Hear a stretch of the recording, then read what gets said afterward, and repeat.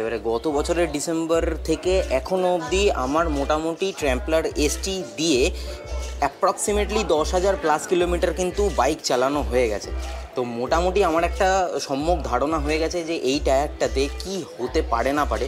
তো আমি ভাবলাম একটা রাইড করে এসছি, তাহলে তোমাদেরকে কেন আমি বলবো না। আমার একটা ভালো হেলমেটের পেছনে ইনভেস্টমেন্ট করতে হবে, ইচ্ছে আছে LS2 নেওয়ার। আমি ডিসাইড করে নিয়েছি কন্টেন্টের পেছনে, কন্টেন্টের জন্য যদি ভালো কোনো রকম জিনিস ইনভেস্টমেন্ট করতে হয়, দ্যাট ইজ ল্যাপটপ। কোনটা সব থেকে বেশি ভালো লেগেছে?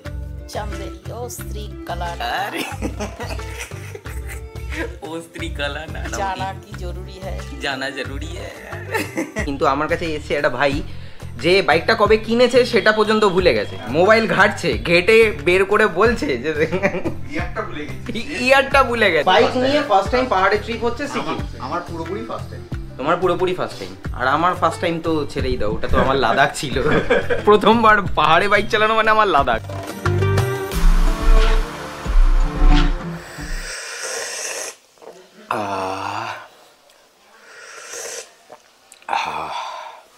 এরমভাবে চা খাওয়ার মজাই আলাদা, বিশেষ করে আবার শীতকালে। Good morning, welcome back to my channel everyone. I hope you guys are doing stupendous fantabulously fantastical. Ride থেকে ফিরে আরও একটা ইম্পর্টেন্ট কাজ থাকে, সব থেকে বেশি ইম্পর্টেন্ট, অ্যান্ড দ্যাট ইজ আমরা যে রাইডিং জ্যাকেটটা পরি, এই রাইডিং জ্যাকেটটাকে ক্লিন করা। মানে যা অবস্থা, যা ধুলোবালি এটার মধ্যে থাকে, মানে এটা যদি ঝাড়া হয় আর যদি ঠিকঠাক মতো করে যদি এক্সট্র্যাক্ট করা হয়, তাহলে কিলো 10 ধুলো বালি নোংরা তো বেরোবেই। তো সেটাকে ক্লিন করা হয়েছে, এক রাত ভিজিয়ে রেখে আমি তারপরে ক্লিন করি আর কি, ধুই কাচি, কারণ পুরো ময়লাটা টেনে বের করা উচিত, যাতে একদম সুন্দরভাবে জিনিসটা আর কি একদম পরিষ্কার হয়ে যায়। আর তারপরে সবার শেষে দেই হচ্ছে কমফর্ট। তারপরে আরেকটা জিনিস দরকার হচ্ছে, এই যে আর্মার যেগুলো রয়েছে, সেই আর্মারগুলো জ্যাকেটে সুন্দরভাবে আবার প্লেস করা। সব থেকে বড়ো আর্মার হচ্ছে এটা হচ্ছে ব্যাক আর্মার, পিঠের মধ্যে থাকে। এই হচ্ছে জ্যাকেট, এই জ্যাকেটের এখান দিয়ে এরকমভাবে প্রথমে আগে ঢুকিয়ে নাও, এইভাবে ঢুকিয়ে তারপরে এটাকে এরকমভাবে কাত করে এটাকে একটুখানি টানতে হয়, তাহলে এটা ঝপ করে ঢুকে যায়। আর এটা এগুলো সবকটা আর্মার ঢোকানোর পর না আমি একবার পুরো দেখে নেই, এটা ঠিক আছে, এটা ঠিক আছে, হ্যাঁ ঠিক আছে, এটা ঠিক আছে, পিঠ ব্যাক হ্যাঁ ঠিক আছে, একদম অল সেট, ফুললি কমপ্লিট, ডান, একদম নিট অ্যান্ড ক্লিন আছে। এবার এটা যাবে, ঢুকবে হচ্ছে আলমারিতে, জানি না কবে বেরোবে, আবার তাড়াতাড়িও বেরিয়ে যেতে পারে। ন্যাচারাল লাইটের না ব্যাপারটাই আলাদা, মানে একদম অল্প লাইটেও না কত সুন্দর গ্লো করা যায়। যাই হোক, এবারের রাইডে আমার অনেক ইম্পর্টেন্ট জিনিসের মধ্যে একটা ইম্পর্টেন্ট জিনিস কিন্তু নষ্ট হয়েছে। সেটা কি? সেটা হচ্ছে আমার রাইডিং বুটটা। আমার রাইডিং বুটটা কোথায়? ফেলেও দিয়েছো? অসাধারণ। আমি ভাবলাম দেখাবো, ওটা তো ব্লগেই দেখিয়ে দিয়েছিস। বোঝো, ওটা ওই বাগানে পড়ে আছে, বাগানে পড়ে আছে, ওটাই দেখাবো আমি। এখানে ঝোপঝাড়ে আমি কোথায় খুঁজতে যাবো এখন? ওই যে ওইখানে ফেলেছি, ওই যে।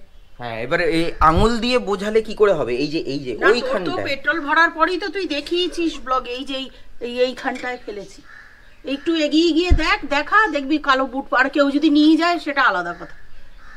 যাই হোক, গেছে, ওটা আর দেখানোর কিছু নেই, এটা দুফালা হয়ে গেছে। বলে দিয়েছে, তাহলে ততক্ষণে আমি তাহলে একটুখানি স্নান আর প্রাতকৃত্যটা সেরে নিই। প্রসঙ্গটা যেখান থেকে শুরু করেছিলাম সেটা হচ্ছে রাইডিং বুট দিয়ে। এবার রাইডিং বুটটা আমার খারাপ হয়েছে, আমাকে একটা রাইডিং বুট নিতে হবে। তোমাদের সাজেশনে যদি কোনো রাইডিং বুট থেকে থাকে তাহলে সেটা একটুখানি আমাকে কমেন্ট বক্সে কমেন্ট করে জানাও, মানে কি কোন ব্র্যান্ডের নেওয়া উচিত। যদি একটু মানে সস্তায় যদি হয়ে যায় তাহলে একটু ভালো, একটু বাজেট ফ্রেন্ডলি হওয়াটা দরকার আছে। তো শুধুমাত্র রাইডিং বুটেই খরচাটা আমার থেমে থাকবে না, কারণ আমাকে এবার একটা হেলমেটও কিন্তু নিতেই হবে। আর সকাল সকাল মা বানিয়েছে পোহা, আমার খেতে লেট হয়ে যাচ্ছে। সকাল সকাল বললাম, মা এখানে দাঁড়িয়ে আছে তো শুনবে কথাটা, একটু ওই মেন্টাল স্যাটিসফ্যাকশন। আমি বেলা করে খাচ্ছি ব্রেকফাস্ট। তো দীপ্ত তার দেওয়া ঝুড়ি ভাজা ছড়ি, এমপি থেকে ফেরার পর না পোহাটা একটু ফেভারিট ব্রেকফাস্টের মধ্যে পড়ে গেছে আমার। ফিরে আসার পর থেকে আমি ডিজেকে স্টার্টও দিইনি, মানে খুব নোংরা অবস্থায় রয়েছে। দেখো এত নোংরা হয়ে রয়েছে না, এত নোংরা হয়ে রয়েছে, আমি আর কী বলবো, মানে আমার দেখেই খারাপ লাগছে আজকে একটুখানি। আগের রবিবারই ভেবেছিলাম যে একটুখানি আমি পরিষ্কার করবো, বাট কোনোরকমভাবে করা হয়ে ওঠেনি আমার।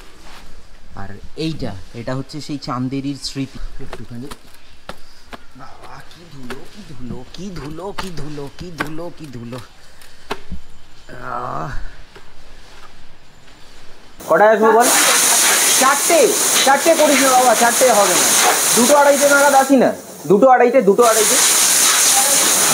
একটু করে দে, শুধু ধোয়া তো, আমার ধোয়া আর পোছা, আর তো বেশি কিছু করতে হবে না, ঠিক আছে? 2-2:30 নাগাদ আসছি তাহলে। 1 ঘন্টা বাদে? 1 ঘন্টা বাদে আসবো, করে দিবি তো? ক্যামেরা দেখে বলছে 1 ঘন্টা বাদে আসো, ক্যামেরা দেখে বলছে।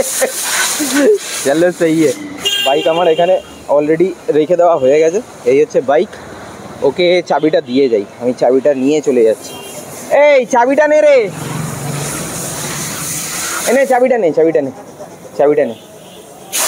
1 ঘন্টা পরে আসছি কিন্তু তাহলে, ঠিক আছে? এই বছর মোটামুটি ওই অগাস্টের দিকেই আমি ঠিক করেছিলাম যে ওই আমি যে হেলমেটটা দেখে এসেছিলাম LS2, তো ওই হেলমেটটাই আমি নেব। কিন্তু তারপরে যে ইনসিডেন্টসগুলো ঘটলো মানে আমার সাথে বা আমার পরিবারের সাথে, বাবা অসুস্থ হয়ে যাওয়া, দিদার পড়ে যাওয়া এবং দিদা চলে যাওয়া অ্যান্ড অল সব কিছুই জানো তোমরা মোটামুটি। তো সেটার জন্য একটা ফিনান্সিয়াল ক্রাঞ্চ বলো বা একটা টান বলো, সেই সমস্ত জিনিসপত্রগুলো কিন্তু আমাকে ফেস করতে হয়েছে।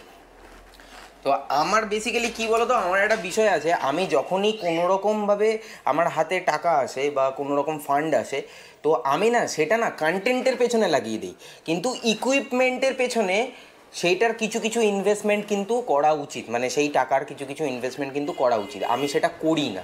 আমি ভাবি যে ঠিক আছে কন্টেন্টটা তো বানিয়ে নেই, তাহলে সেখান থেকে আমার যদি কোনো কিছু আসে তাহলে আমি সেখান থেকে ইকুইপমেন্ট করে নিতে পারবো বা এরকম টুকটাক করে নিতে পারবো। তো সেই তালে গোলে আমার আর ইকুইপমেন্টের পেছনে আর ইনভেস্টমেন্টই করা হয় না, যার জন্য এত বছর বাদে আমি গোপ্রোটা নিলাম, এত বছর বাদে। যাই হোক, আমাকে এবার LS2-র পেছনে ইনভেস্টমেন্ট করতে হবে, মানে LS2 মানে কি, আমার একটা ভালো হেলমেটের পেছনে ইনভেস্টমেন্ট করতে হবে। ইচ্ছে আছে LS2 নেওয়ার, আর যেটা দেখে এসেছিলাম FF800 বোধহয় মডেলটা, তো ওটা 10,000 দাম বাবা। তো ওটা যদি আমি পারচেস করে নিই বা কোনো রকম ভালো হেলমেট যদি আমি পারচেস করে নিই, তাহলে এটা আমার সেকেন্ডারি হেলমেট হয়ে যাবে। আর শুধুমাত্র হেলমেটেই আমাকে থেমে থাকলে হবে না, আমাকে আরও একটা জিনিসের পেছনে ইনভেস্টমেন্ট করতে হবে, অ্যান্ড দ্যাট ইজ ল্যাপটপ। আমি ডিসাইড করে নিয়েছি কন্টেন্টের পেছনে, কন্টেন্টের জন্য যদি ভালো কোনো রকম জিনিস ইনভেস্টমেন্ট করতে হয়, দ্যাট ইজ ল্যাপটপ। আর ল্যাপটপ কী নেব সেটা ক্রমশ প্রকাশ্য। আমাকে বলেছিল 1 ঘন্টার মধ্যে আসতে, এবারে 1 ঘন্টা যে কখন কাবার হয়ে গেছে কাজ ছাড়তে ছাড়তে। কই রে, হয়ে গেছে? কই কই ওইদিকে আছে? চলো দেখাই, আমাদেরকে বাইকটা দেখাই যাবে, কোথায় রেখেছে কে জানে। ওই তো, আরে পুরো একদম চকচক করছে, তো এটাই তো চাইছিলাম। বাকি অল আর গুড, শুধু একটুখানি টায়ার প্রেশারটাকে একটুখানি চেক করিয়ে নেবো, ব্যাস গুড টু গো। আচ্ছা, বাই দ্য ওয়ে, আমি এই যে ট্র্যাম্পলার ST যে টায়ারটা রয়েছে, এই টায়ারটা আমি লাগিয়েছিলাম মোটামুটি ধরে নাও গত বছরের ডিসেম্বরের দিক করে। এবারে গত বছরের ডিসেম্বর থেকে এখনও অবধি আমার মোটামুটি ট্র্যাম্পলার ST দিয়ে অ্যাপ্রক্সিমেটলি 10,000+ কিলোমিটার কিন্তু বাইক চালানো হয়ে গেছে। তো মোটামুটি আমার একটা সম্যক ধারণা হয়ে গেছে যে এই টায়ারটাতে কি হতে পারে না পারে। তো আমি ভাবলাম একটা রাইড করে এসছি, তাহলে তোমাদেরকে কেন আমি বলবো না। তো বিষয়টা হচ্ছে যে এই ট্র্যাম্পলার ST টায়ারটা লাগানোর পর আমার যেটা যেটা ঠিক হয়েছে, যেটা মানে আমার যেটা পছন্দ হয়েছে, সেটা হচ্ছে আমার বাইকের ব্যালেন্স অসাধারণ হয়ে গেছে। ডমিনার বাইক এমনি মাটি কামড়ে চলে, কিন্তু তা বাদে এই টায়ারটা লাগানোর পর মানে আমার যা মানে ব্যালেন্স হয়েছে, আর যেরকমভাবে মাটি কামড়ে চলে, দেখবে তোমরা মাঝে মধ্যে রাস্তার মধ্যে না আঁচড়ানো থাকে, মানে লম্বা লম্বা এরকম দাগ থাকে। তো আমি ওই দাগের মধ্যে দিয়ে আমি বাইক মোটামুটি 95-100-এ ক্রুজ করে গেছি। বাইক সামান্যতর ওয়াবলিং পর্যন্ত হয়নি ওই আঁচড়ানো রাস্তা দিয়ে, মানে ওই রকম খারাপ রাস্তা দিয়ে। গ্র্যাভেল রোডে যথেষ্ট ভালো পরিমাণে আমাকে ট্যাকেল করিয়েছে এই বাইকটা, যেহেতু এটা একটা মানে ওই 60-40 অন রোড অফ রোড এরকম মিলিয়ে আর কি টায়ারটা লাগানো। সো দ্যাটস ওয়াই আমার ওইটা একটা বিশাল বড় অ্যাডভান্টেজ হয়ে গেছে বাইকের। তবে একটা প্রবলেম আছে ডমিনারের ক্ষেত্রে, এই ট্র্যাম্পলার ST লাগানোতে আমার মাইলেজ কিন্তু ড্রপ হয়েছে।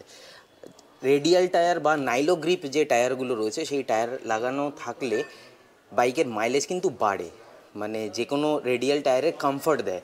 এটার ক্ষেত্রে সেই লেভেল অফ কমফর্টটা কিন্তু নেই, মাইলেজটা ড্রপ হয়েছে, বাট এটা টিকবে বেশি। মানে রেডিয়াল টায়ারের কমফর্ট আছে, মাইলেজ আছে, কিন্তু টায়ারের ক্ষয় বেশি হয় বলে টায়ারটা লাস্টিং করে না। কিন্তু ট্র্যাম্পলার এসটির ক্ষয় কম হয়, যার জন্য টায়ারটা লাস্টিং করে। কমফর্ট একটু কম রেডিয়াল টায়ারের তুলনায়, বাট মাইলেজটাও কিন্তু একটু হলেও কমে যায়। তো তোমরা যদি ডমিনারের জন্য ট্র্যাম্পলার এসটি যদি লাগাতে চাও, লাগালেই লাগাতে পারো। 400cc ডমিনার যেটা রয়েছে সেটাতেও যদি ট্র্যাম্পলার এসটি লাগাও, তাহলে তোমরা মোটামুটি হাইওয়েতে যদি 30 পেতে আগে রেডিয়াল টায়ারে, তাহলে সেক্ষেত্রে 25 ধরে চলো, 23 থেকে 25। আর আমি মোটামুটি এই ট্রিপে মোটামুটি ধরে নাও 35 কিলোমিটার পার লিটার মাইলেজ পেয়েছি। তো এই হচ্ছে ট্র্যাম্পলার এসটির আমার এক্সপিরিয়েন্স। দুপুরের খাওয়া দাওয়া করার পর না একটু ভাত ঘুম না দিলে, রোববার বিশেষ করে, কেমন একটা লাগে, তাই না? ব্লগ দেখলে এমপি কেমন লাগলো? দারুণ দারুণ। কোনটা সব থেকে বেশি ভালো লেগেছে? চান্দেরি ও স্ত্রী কালানা। আরে ও স্ত্রী কালানা। আর যাবে নাকি মোটামুটি? জানা কি জরুরি হ্যায়, জানা জরুরি হ্যায়। আর কি বলে, হ্যাঁ তাহলে চলো এবার একটা 1300 তো করে এলাম, 1300 কিলোমিটারের একটা রাইড হয়ে গেল নন স্টপ। আমার পেছনে বসে চলো একবার। আমার কোমর খুলে যাবে, খুলে রাস্তায় গড়াগড়ি খাবে, তুই বাইক নিয়ে এগোবি, দেখবি পেছনে আমি বাঞ্জি কর্ড দিয়ে বেঁধে রাখবো। তারপরে দেখবি ওই ভূতের মতো সব, যেরকম কি যেন ওই ছেলেটার নাম ভুলে যাচ্ছি। কোন ছেলেটা? এই যে ও স্ত্রী কালানাতে রাজকুমার রাও। রাজকুমার রাও, যেরকম রাজকুমার রাও ওই ভূত দেখে এরকম সবসময় ভয় পাচ্ছিল না, তুইও দেখবি কঙ্কালটা পেছনে নড়ছে এরকম, তুই দেখবি। আমার কোনো ভয় ডর নেই, নেই, আমি যেখান থেকে এসেছি সেখান থেকে আমি ভয় জমা করে দিয়ে চলে এসেছি। বাবা অ্যাকচুয়ালি শুয়ে পড়েছে, বাবার শরীরটা খারাপ, মানে হাতটা ব্যথা করছে, হাতে ওই মাঝে মধ্যে গিট ফুলে যায়, শোল্ডার পেন হয়, আঙুল, তারপরে রিস্ট, এগুলো, তারপরে হাঁটু ফুলে যায়। এগুলো এক ধরনের বাত, এগুলো ইউরিক অ্যাসিড না, অনেকবার টেস্ট করেছি, এগুলো বাত, ওই ধরনের জিনিসপত্রগুলো হয়েছে। সো দ্যাটস ওয়াই আর কি বাবা শুয়ে পড়েছে, নাহলে বাবার এক্সপ্রেশন তো হোল ডিফারেন্ট লেভেল হচ্ছে। কত ডায়লগ দিত এখন, কত ডায়লগ দিত। চলো তুমি সব গিয়ে, তাহলে আমি একটু রেস্ট নিই। A few hours later. As a biker আমাদের কাছে প্রিয় হচ্ছে সবসময় বাইক। এবার বাইকটা আমরা কবে কিনেছি সেই সমস্ত জিনিসপত্র, ডেট ফেট, আমাদের সব কিছু মনে থাকে, কারণ আমরা বাইকটাকে যত্নে রাখি। কিন্তু আমার কাছে এসে একটা ভাই, যে বাইকটা কবে কিনেছে সেটা পর্যন্ত ভুলে গেছে, মোবাইল ঘাটছে, ঘেটে বের করে বলছে যে ইয়ারটা ভুলে গেছে। চলে এসো, উঠে এসো। হ্যালো, নাম বলে দাও। আমার নাম অভিজিৎ। হ্যাঁ, বাইকটা কেনা হয়েছিল হচ্ছে 2023 মার্চে, আমি ইয়ারটা ভুলে গেছি। 390 অ্যাডভেঞ্চার তোমাদেরকে দেখাচ্ছি, অনেক কিছু সুন্দর কাজ করেছে। তো সন্ধ্যাবেলা ভাই এসছে দোকানে দেখা করতে, গল্প করতে, তাই একটুখানি গল্প আড্ডা, মানে বাইকারদের যা হয় আর কি, ট্রিপের ব্যাপারে আলোচনা, সেই সমস্ত জিনিসপত্রই চলছে। চলো তোমার বাইকটা দেখি, চলো। ও বাই দ্য ওয়ে, আরো একজন এসছে সাথে, তোমার নাম বলে দাও। আমার নাম দেবাশিস রয়। আচ্ছা, আমি একসাথে ওর সাথেই যাচ্ছি। Okay, first time Darjeeling. First time Darjeeling, মানে সিকিম যাচ্ছ? আচ্ছা, মানে তোমার তার মানে ফার্স্ট টাইম পাহাড়ের ট্রিপ হচ্ছে? না, বাইক নিয়ে ফার্স্ট টাইম পাহাড়ের ট্রিপ হচ্ছে সিকিম। আমার পুরোপুরি ফার্স্ট টাইম। তোমার পুরোপুরি ফার্স্ট টাইম, আর আমার ফার্স্ট টাইম তো ছেড়েই দাও, ওটা তো আমার লাদাখ ছিল। প্রথমবার পাহাড়ে বাইক চালানো মানে আমার লাদাখ। আর ওর 390 অ্যাডভেঞ্চারটা হচ্ছে এই, এখানে একটা ক্যামেরা পর্যন্ত লাগানো রয়েছে, লাভলি। এটা খুব ইউজফুল জিনিস, ভীষণই ইউজফুল জিনিস। এটা ড্যাশ ক্যাম লাগিয়েছো? আরে লাভলি, এটা তো দারুণ জিনিস, ড্যাশ ক্যাম লাগানো এখানে, বাহ। এটা খুব ইউজফুল হবে, ভীষণ ইউজফুল হবে। বাবা, ভালো পাওয়ার আছে তো লাইটে, ভালো পাওয়ার আছে। আচ্ছা, এটা হ্যাঁ, বাহ, দারুণ দারুণ দারুণ পাওয়ার রয়েছে।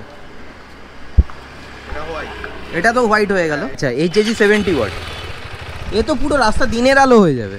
ফ্রন্ট ক্যামেরা দিয়ে এটা দেখাচ্ছে, তাই তো? ফ্রন্ট ক্যামেরায়, আচ্ছা।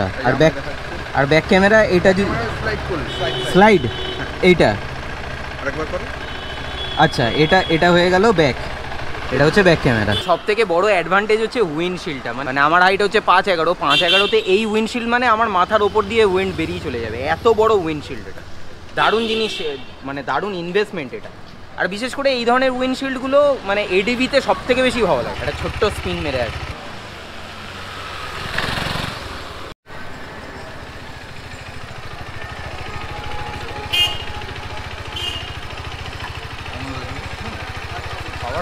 বাইকে যা কাজ করা রয়েছে। আচ্ছা বাই দ্য ওয়ে, তোমার ওইটা কত দাম বললে? ওই তোমার ইয়েটা যেটা লাগিয়েছো ড্যাশ ক্যাম আর ওইটা নিয়ে? Dash cam total dash cam হ্যাঁ আর টিপিএমএস হ্যাঁ আর দুটো ক্যামেরা নিয়ে হ্যাঁ 15,000 15,000। আর যদি কেউ ক্যামেরা না নিয়ে যদি নিতে চায় তাহলে ওই 11,000 এর উপর ভ্যারি করে। কোথা থেকে পাওয়া যায়? অনলাইনে। অনলাইনে কোন জায়গায়? অনলাইনে কি বলে সার্চ করবে? ড্যাশ ক্যাম বলে বা কার প্লে, ড্যাশ ক্যাম বা বাইক কার প্লে। ওকে, চলো তোমরাও জেনে গেলে। আজ যেহেতু রবিবার তাই আগে বাড়িতে এলাম, এসে তারপরে পাড়ায় গেলাম হচ্ছে আড্ডা মারতে। রোববার দিন বন্ধু বান্ধবরা থাকি সবাই আর কি, তো সেই কারণে পাড়ায় গেলাম, আড্ডা ফাড্ডা মেরে এই কিছুক্ষণ আগে বাড়িতে এসেছি। এখন ঘুরিতে সময় হয়ে গেছে, তোমাদেরকে যদি দেখাই আমি কটা বাজে, 12:07 বেজে গেছে। তো এনিওয়েজ আজকের ব্লগটা এর থেকে বেশি আর লেন্দি করছি না। কেমন লাগলো অবশ্যই কমেন্ট বক্সে কমেন্ট করে জানিও। সো উইথ দ্যাটস ইট, আজকের ব্লগটা আমি তাহলে এখানেই শেষ করছি। দেখা হচ্ছে আবার পরবর্তী ব্লগে। Till then bye bye, take care, stay tune and keep supporting B Bong. পাশে থেকো, সাথে থেকো, ব্লগে থেকো।